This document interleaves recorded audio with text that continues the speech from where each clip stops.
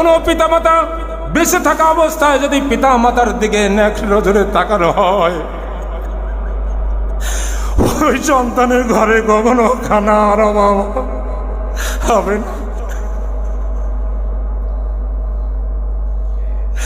কোন বাবা মা বেঁচে থাকা অবস্থায় যদি সন্তান তার চেহারার দিকে তাকায়, আল্লাহ তাআলা বলেন ওই ঘরে কোনো সময় রিজিকের অভাব হয় না। কিন্তু আমাদের এমন এমন সন্তানরা আছে, বাবা মারে লাথি মারে, লাথি।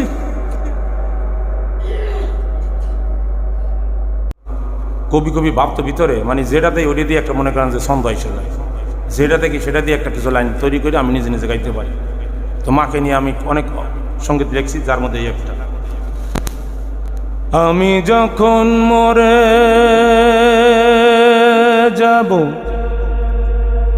হয়ে যাব লাশ,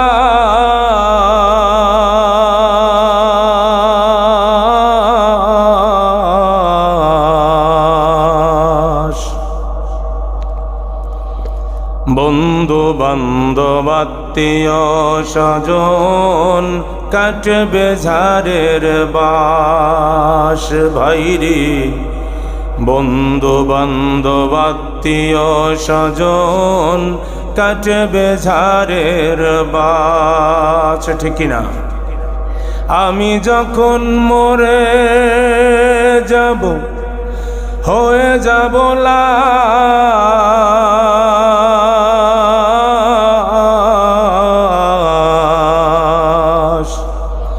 বন্ধু বান্ধব আত্মীয় স্বজন কাটবে ঝাড়ের বাস। ভাইরে বন্ধু বান্ধব আত্মীয় স্বজন কাটবে ঝাড়ের বাস। আমি মারা যাবার পরে সবাই ভুলে যাবে,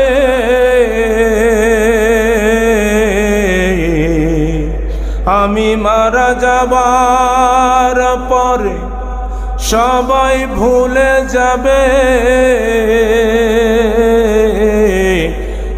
একমাত্র আমার মায়ে আমায় মনে করবে। ভাইরে একমাত্র আমার মায়ে আমায় মনে করবে। ও মা,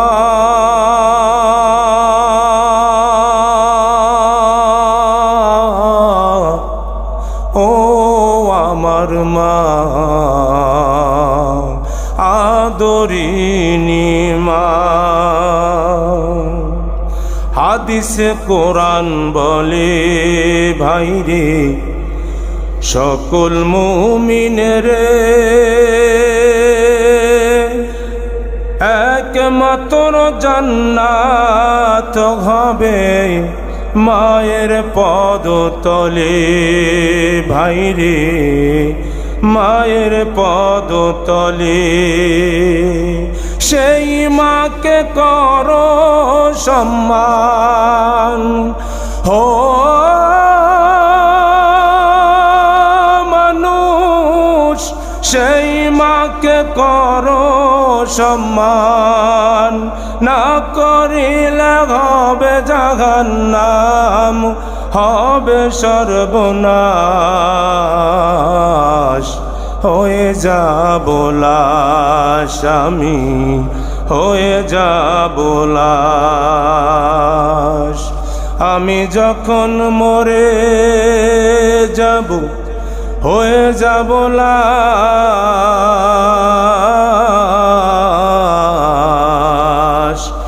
বন্ধু বান্ধব আত্মীয় স্বজন কাটবে ঝাড়ের বাস। বাইরে বন্ধু বান্ধব আত্মীয় স্বজন কাটবে ঝাড়ের বাস। ছোটবেলা ধরে মাগো কত যত্ন দিতে,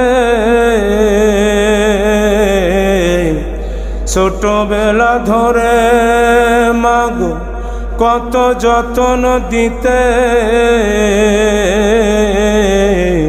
তোমায় ছেড়ে চলে গেলাম, তুমি থাকো বেঁচে মাগো।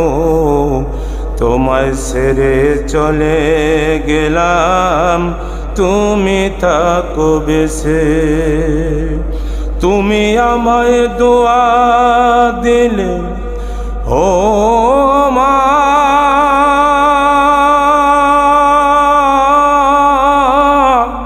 তুমি আমায় দোয়া দিলে নবীজির শাফায়াত মিলবে, হব জান্নাতবাস।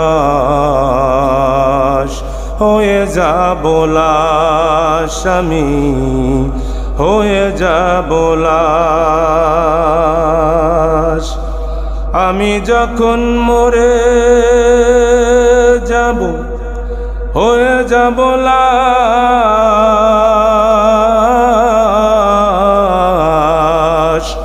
বন্ধু বান্ধব আত্মীয় স্বজন কাটবে ঝাড়ের বাস, ঠিক কিনা? মানুষ মারা যাবার পরে বন্ধু বান্ধব আত্মীয় স্বজন কেউ আসবে কোদাল লইয়া, কেউ আসবে দা লইয়া, কেউ আসবে পাররা লইয়া, কেউ আসবে ফন্তা লইয়া কবর করার জন্য।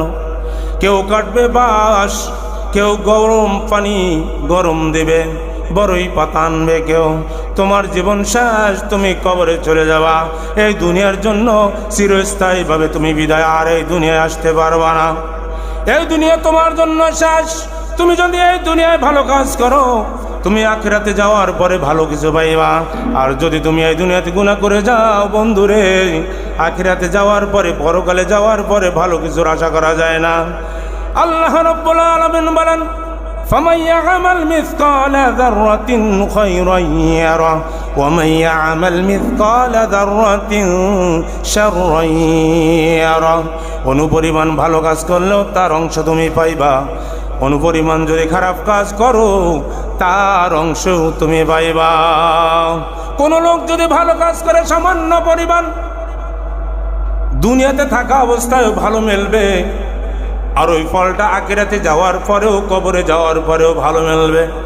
কবরে যাওয়ার পরে কোনো সাথী থাকবে না, একা একা থাকবা। একবার চিন্তা করো, আজকের না হয় কালকে তোমাকে কবরে যেতে হবে, কোনো সাথী সঙ্গে পাওয়া যাবে না, কেউ তোমার ডাকও শুনবে না। রে বন্ধু, দুনিয়াতে আল্লাহ পাঠাইলো তোমার ইবাদত করার জন্য, আর কিছুর জন্য নয়।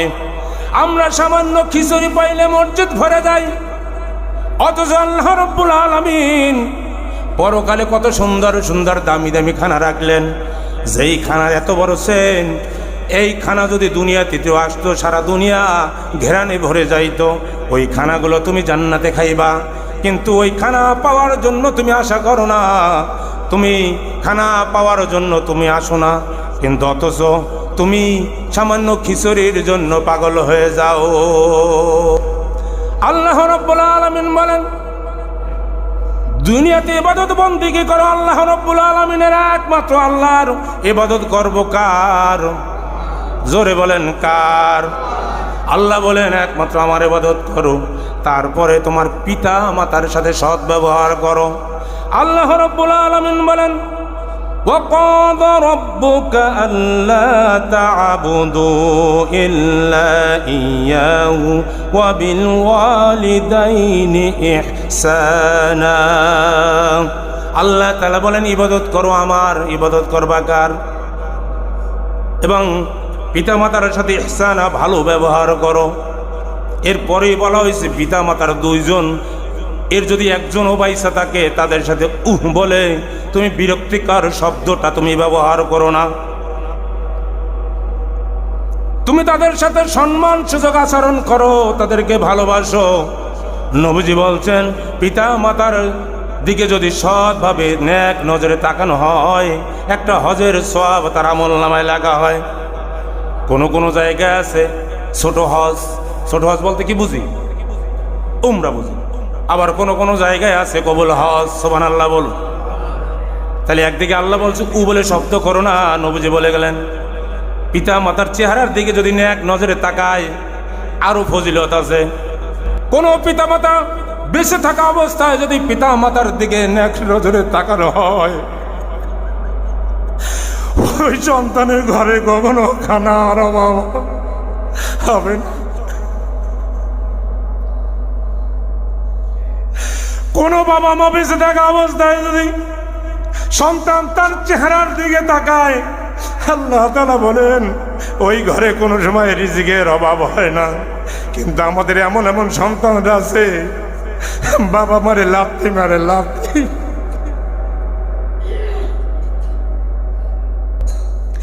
যেই মায়ের গর্ভে 10 মাস 10 দিন ধরে কষ্ট করে মা দারুণ করে দুনিয়ার আলোটা দেখাইলো, এমন এমন হতভাগা সন্তান আছে বাবাকেও লাথি মারে, মাইকেও লাথি মারে। ওর দুনিয়াতেও কপাল পড়ে গেল, যাওয়ার পরে কবর হাসর মিজান পুলসিরাত, ওর কপাল ভালো হবে না, ওর কপাল ভালো হবে না। মা যে কত বড় সম্পদ আগে জানতাম না, স্ত্রী হবার পরে বুঝতে পারি। আল্লাহ একটা সন্তান দিল, সন্তানের আমি কতক্ষণ রাখলেই বিরক্ত হয়ে যাই।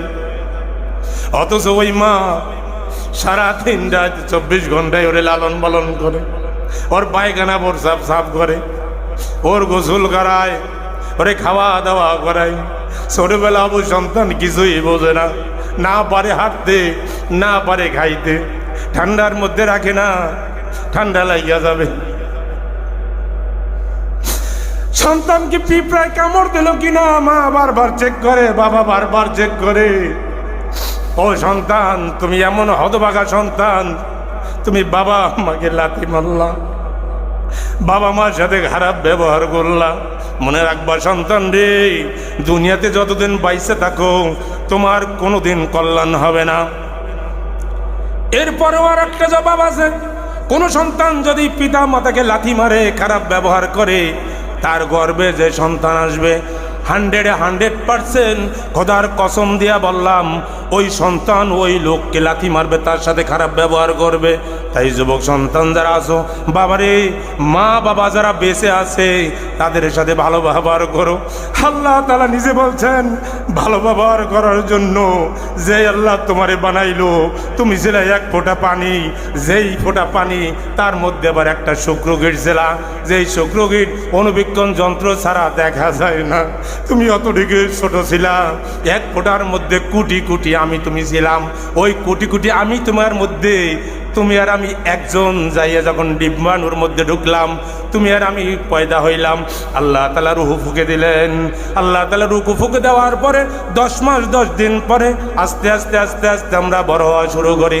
বড় হওয়া শুরু হওয়ার পরে 10 মাস 10 দিন যখন সময় শেষ, মায়ের বেদনা ওঠে। বেদনা ওঠার পরে দুনিয়ার আমরা আলো দেখি। মায়ের যে কত কষ্ট করে, যার স্ত্রী আছে ডেলিভারির ব্যথাটা যদি দেখতো, তাহলে ওই সন্তান ঠিকই বুঝতো একটা মায়ের সন্তান হবার সময় কত বড় কষ্ট হয়, ডেলিভারির ব্যথা। এত কষ্টের পরেও তোমাকে দুনিয়ার আলো দেখাইলো, লালন পালন করলো বন্ধু। কিন্তু তুমি দুনিয়াতে আল্লাহ তাআলা বললেন ভালো ব্যবহার করার জন্য, কিন্তু তুমি মায়ের সাথে করলা খারাপ ব্যবহার। নেট করলেই দেখবেন মারে পিডায়, বাপেরে পিডায়, জঙ্গলের মধ্যে ফালাইয়ে দেয়, মায়ের নদীর মধ্যে ফালাইয়ে দেয়, হাত পা বান্ধে বসতায় গইরা নাউজুবিল্লাহ বলেন। এই মসজিদে এমন কোনো সন্তান নাই, আছে নাকি? খোদার কসম দিয়া বললাম সন্তান রে, তুমি যদি ওই চরিত্র পালন করো, মনে রাখবা তোমার জাহান্নাম ছাড়া কোনো উপায় নাই।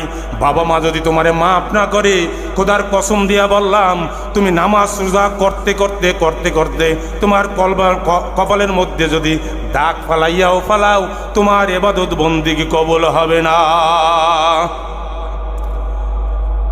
তাই আমরা আল্লাহ রাব্বুল আলামিন বলছে ভালো ব্যবহার করার জন্য।